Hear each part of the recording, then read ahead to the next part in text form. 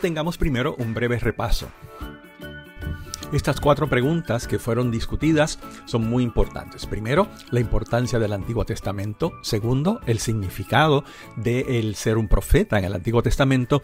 El contexto en el que estos profetas menores ministraron y la relación tan estrecha de Dios con el profeta. Veámoslas una a una. La primera es sobre la importancia del Antiguo Testamento. Si deseas, detén el vídeo para que las repases.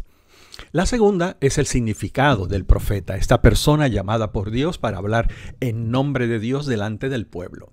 La tercera, el contexto histórico y geográfico en el que estos profetas menores tuvieron su ministerio. Muy importante para entenderlos, como ya dijimos y como iremos viendo. El contexto histórico, estas fechas que ven en pantalla son muy importantes recordarlas. Y por supuesto, un esquema de lo que es el mapa de la nación de Israel en esos tiempos, dividido en sus 2 partes luego de la división. Reino del sur con Judá, reino del norte, Israel. Y por último, vimos esta dimensión tan interesante de cómo los profetas se identificaban de tal manera con Dios que básicamente hablaban en nombre de Dios y sentían como Dios. Sufrieron por su ministerio, o sea, sufrieron por Dios, pero de una manera que quizás nos resulta algo misteriosa, también sufrieron con Dios. Ver al profeta era ver a Dios, ver al profeta sentir era ver el sentimiento de Dios. Ahora vayamos a nuestro primer profeta.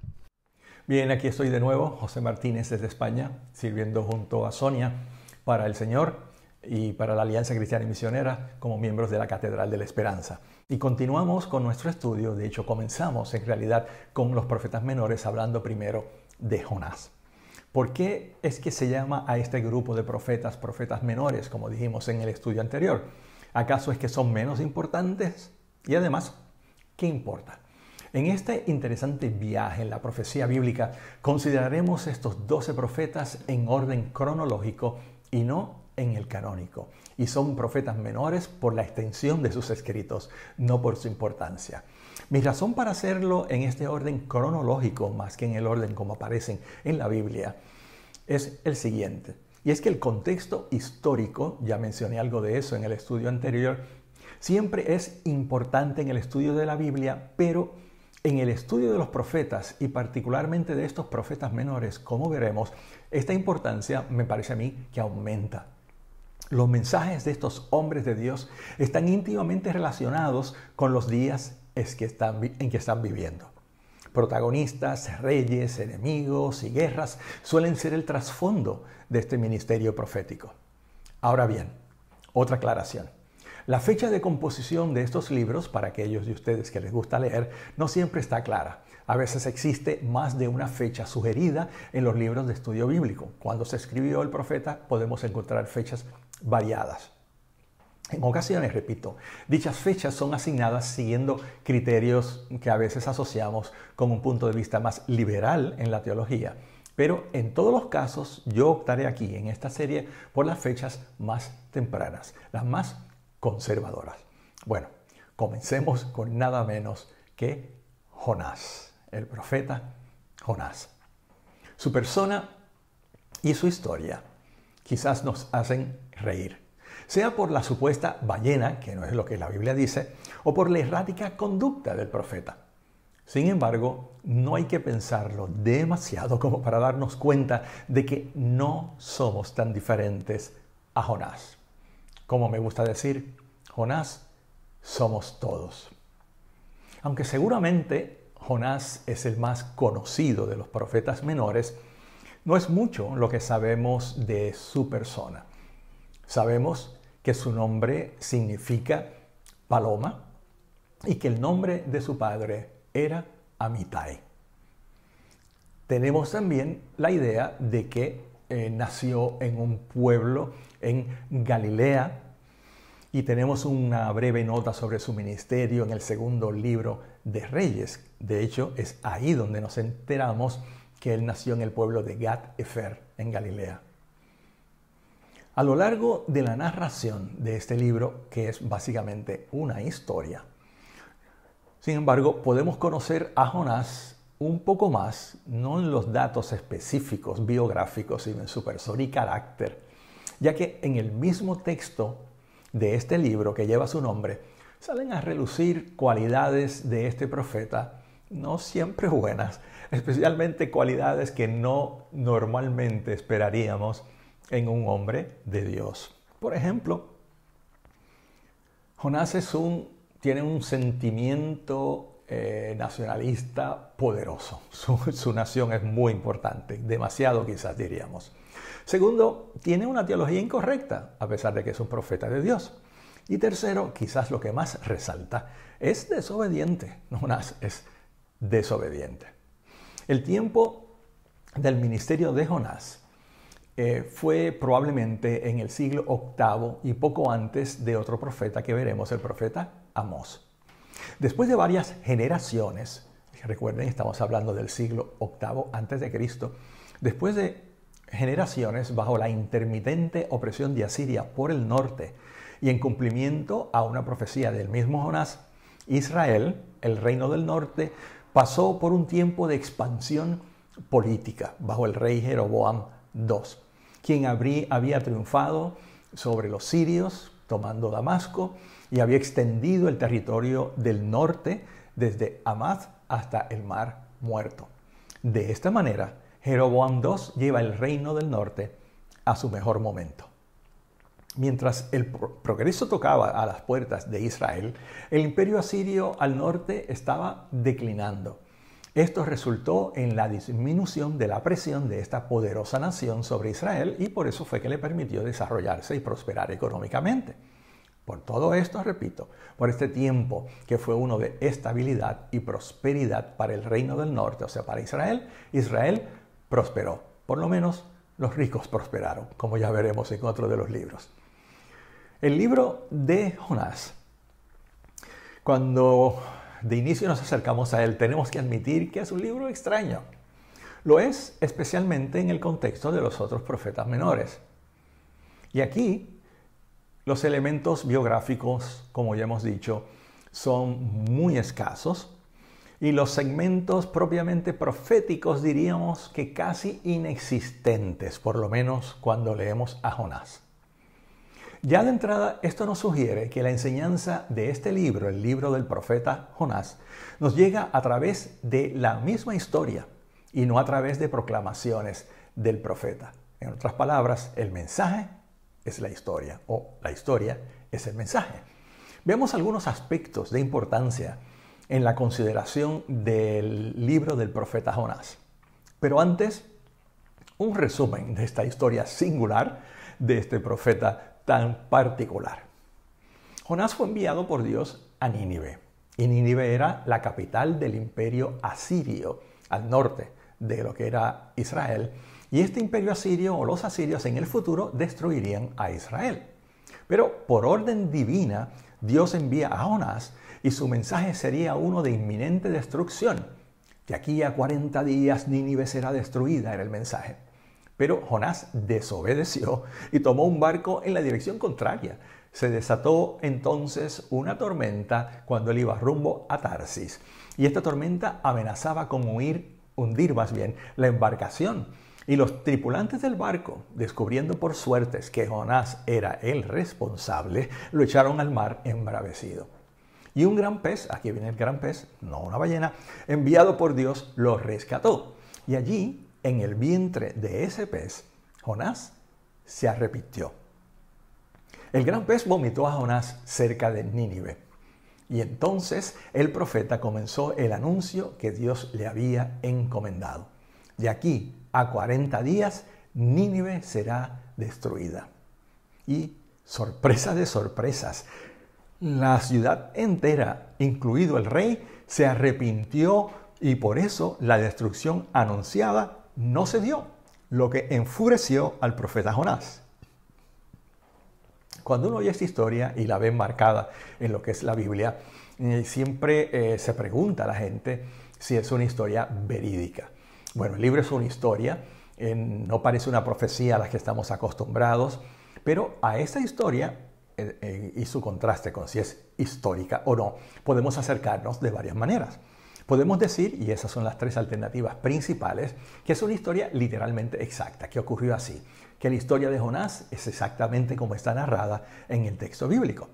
La segunda alternativa es que se trata de un mito o una leyenda, una representación literaria no verídica históricamente, pero que sí ayuda a explicar idiosincrasias culturales o creencias o la historia misma de Israel. Temas como el pez grande, un anacronismo que quizás se registra en el capítulo 3 y verso 6, y ese asunto de que todo el mundo se arrepintiera, hace pensar a algunas personas que se trata de una historia más bien ficticia. La tercera alternativa es que fuese una alegoría o parábola. Se basa en la idea de que aunque los milagros ocurren en toda la Biblia, Dios no nos ha acostumbrado a ver en las Escrituras la clase de eventos que se dan en esta historia, como el hecho de que un hombre sea tragado por un gran pez y viva para contarlo. Por otro lado, la relativa ausencia de detalles históricos, fecha, nombre del rey de Asiria, etc., podrían apuntar a un relato ahistórico, desvinculado de la historia. Ahora bien, a pesar de la objeción que los elementos milagrosos de la narración pudieran presentar, podemos reconocer que son varios los factores en favor de la historicidad del personaje Jonás y de su historia tal y como está narrada en este libro. Mencionaremos 3. Número 1 es la forma en que el libro sugiere, la forma en que está escrito, sugiere una narración histórica. Segundo, hay referencias a este libro en libros apócrifos y libros no religiosos que tratan esta narración como si fuera un hecho real. Y hay varios de estos, los que conocen los libros apócrifos, pues Tobías, Macabeos e incluso el historiador Josefo habla de eso, del siglo I después de Cristo. La tercera razón es que esta historia y su personaje Jonás fueron usados por Jesús. Y Jesús aparentemente aceptó la narración como cierta, o sea, como histórica. Por ejemplo, en Mateo capítulo 12, a partir del verso 39, el evangelista nos dice lo siguiente. Jesús les contestó: esta generación malvada y adúltera pide una señal milagrosa, pero no se le dará más señal que la del profeta Jonás. Porque así como 3 días y 3 noches estuvo Jonás en el vientre de un gran pez, también 3 días y 3 noches estará el Hijo del Hombre en las entrañas de la tierra. Pero no termina ahí. Los habitantes de Nínive se levantarán en el juicio contra esta generación y la condenarán, porque ellos se arrepintieron al escuchar la predicación de Jonás, y aquí tienen ustedes a uno más grande que Jonás. Este argumento tiene aún más fuerza si entendemos este asunto de la señal a la que Jesús hace referencia, no solo como los 3 días en el vientre del pez, representando la resurrección del Señor, sino también como la totalidad de su ministerio. Así lo sugiere uno de los expertos consultados, el Dr. Robinson. Esto quiere decir que la persona de Jonás y su mensaje para Nínive, y por supuesto la respuesta de este pueblo impío al mensaje del profeta, constituyen la señal como un todo, y no solo el incidente del gran pez. Han sido muchas las burlas sobre Jonás y la ballena o el gran pez, como menciona la narración. Y es importante decir que aunque hay precedentes históricos de grandes peces que tragaron personas que lograron sobrevivir, y aunque se han logrado explicaciones basadas en que Jonás podría haber subsistido, si fuese una ballena, en la faringe de esta ballena, quizás estamos perdiendo un poco de vista el mensaje bíblico de este libro, distraído por todos estos malabares apologéticos, tratando de explicar lo que la Biblia está diciendo, lo que esta historia está diciendo. Pero debemos recordar, hermanos y hermanas amados, que la verdad es que el pez no es lo importante en esta historia.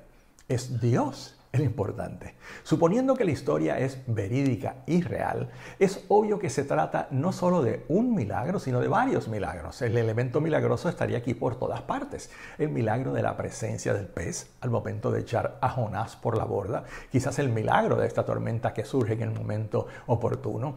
El milagro de que cuando echan a Jonás al mar, este pez grande se lo tragara. El milagro de que Jonás sobreviviera la experiencia. Y el milagro de que una vez arrepentido, el pez lo vomitara justo a tiempo y cerca para ir a predicar a Nínive como le había sido encomendado por Dios. No creo que sea tan importante buscar explicaciones a lo que, si ocurrió literalmente como dice la narrativa, fue una obra sobrenatural de Dios. Y de milagros, hay que decirlo, está llena la Biblia. Al libro de Jonás lo podríamos dividir en 4 partes, en nuestro estudio, en 4 partes. La primera, que abarca el capítulo 1, sus primeros 16 versos, el gran profeta. Número 1, el gran profeta. Número 2, el gran pez. Y aquí capítulo 1, verso 17 al capítulo 2 y verso 10. El gran profeta, el gran pez, la gran proclamación en el capítulo 3 y cuarto, el gran pecado, capítulo 4. En el capítulo 1, los versos 1 al 3, Jonás, como ya adelantamos, fue llamado a llevar un mensaje de juicio a Nínive, pero en lugar de hacerlo, toma rumbo a Tarsis. Tarsis era probablemente Tartessos en el área sur de España, interesantemente. Estaba en la dirección opuesta de donde Dios le había mandado. Los versos 4 al 10 vemos a Jonás que huyendo entra en una nave y se duerme en medio de una tormenta, mientras los gentiles de la tripulación están buscando salvarse clamando a sus dioses.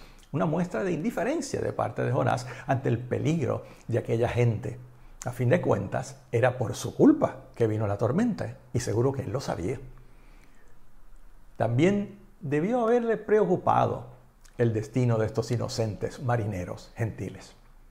Finalmente, Jonás se encuentra obligado a ser profeta para estos marineros gentiles. Y en un momento de valor, los versos 11 al 17, porque alguna virtud tenía el hombre, dice: yo soy la causa, échenme al mar. Y así vemos una conversión de obediencia en Jonás. Pero no solo eso, sino que como resultado de que la tormenta se calma al echar a Jonás al mar, le llena a la tripulación gentil un profundo temor y terminan ofreciendo a Dios sacrificios, haciendo votos al Dios de Jonás. Capítulo 2 y versos 1 al 10 vemos la obediencia de Jonás, que solo se da cuando llega a la profundidad. Podríamos llamarle el camino de la desobediencia, hacia abajo. Luego él nos dice: descendí a los cimientos de los montes, a lo profundo del mar. Así que baja, baja y baja Jonás hasta que finalmente se arrepienta. No es hasta que baja a lo más profundo que Jonás reaccionó y se arrepintió de su pecado. Jonás solo alcanza altura espiritual en la profundidad del mar. Interesante. A veces los momentos más oscuros son los que Dios usa para sacar de nosotros lo mejor para su gloria. En el capítulo 3, versos 1 al 10, ya vemos a Nínive. Nínive era una gran ciudad con unos 600,000 habitantes. Les rodeaba una gran muralla de unos 100 pies de altura y de 6 millas de circunferencia, por lo menos lo que era la Nínive metropolitana, si podríamos llamarle así. Era la capital, Nínive, de los asirios y se encontraba junto al río Tigris, en el norte de lo que hoy es Irak. Jonás tenía un mensaje difícil, pero comenzó a proclamarlo. Dentro de 40 días, Nínive será destruida.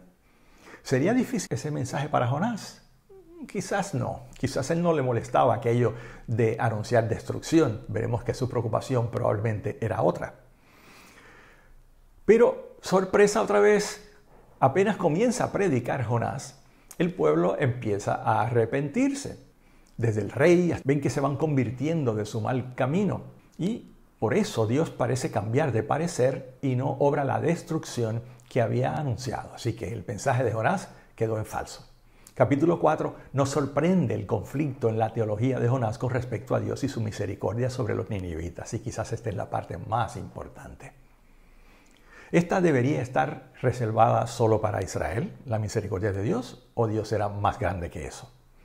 Por eso en el verso 1 del capítulo 4 nos dice, pero esto disgustó mucho a Jonás y lo hizo enfurecerse.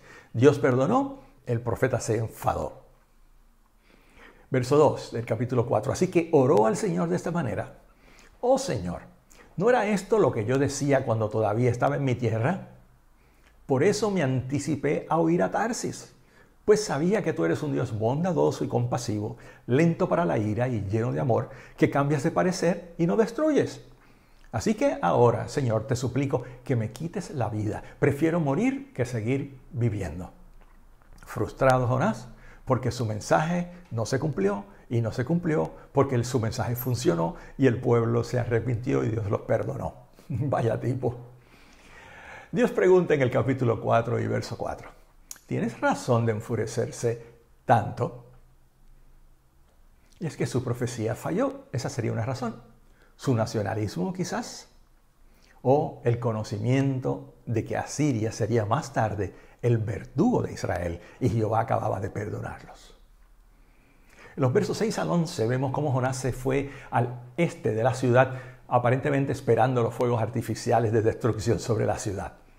Y allí se hizo una choza que era protegida del sol por una planta que Dios mismo envió para protegerlo del sol. Pero un insecto hizo fiesta con la planta y se acabó la sombra, y con la sombra se fue el buen humor del profeta.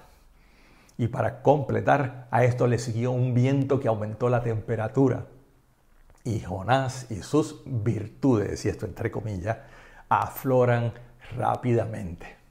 Y aquí vemos la contradicción en Jonás basada en su egoísmo. Está molesto porque Dios no elimina toda una ciudad, pero sí eliminó o permitió la muerte de una planta que a quien único beneficiaba era a él. Y así terminó la historia de Jonás. El Señor le dijo, verso 10, ¿tú te compadeces de una planta que sin ningún esfuerzo de tu parte creció en una noche y en la otra pereció? Y de Nínive, una gran ciudad donde hay más de 120,000 personas que no distinguen su derecha de su izquierda y tanto ganado, ¿no habría yo de compadecerme? Con esas palabras, obviamente, Jonás queda callado y esperamos que convertido. Antes de, ya terminando, ver las enseñanzas contenidas en el libro de Jonás, veamos otro aspecto singular del libro que nos ayuda a entender quizás su estructura o su importancia, y son las sorpresas.